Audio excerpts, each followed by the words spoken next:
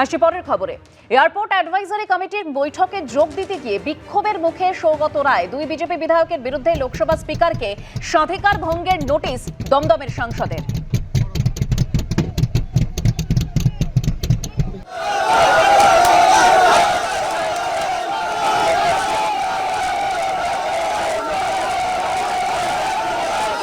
সৌগত রায়ের নোটিশ, এরপর প্রিভিলেজ কমিটিতে পাঠাবেন লোকসভা স্পিকার ওম বিড়লা। হামলার অভিযোগে পুলিশের কাছেও নালিশ করেছেন সৌগত রায়। আমরা আরো বিস্তারিত তথ্য এই সম্পর্কে জানবো আমাদের প্রতিনিধি কৃষ্ণেন্দু অধিকারীর কাছ থেকে। কৃষ্ণেন্দু, দেখো, তুমি জানো যে গতকাল সৌগত রায় লোকসভার সাংসদ, দমদমের সাংসদ, তিনি একটা সরকারি বৈঠকে যোগ দিতে যাচ্ছিলেন এবং তার গাড়ির ওপর হামলা হয় এবং হামলার যাদের বিরুদ্ধে অভিযোগ উঠেছে তারা বিজেপির কর্মী সমর্থক। গাড়ির ওপর ধাক্কাধাক্কি, এমনকি এই অভিযোগও সৌগত রায় তুলছেন যে তার ড্রাইভারকে বা চালককে, গাড়ির চালককে হেনস্থা করা হয়েছে।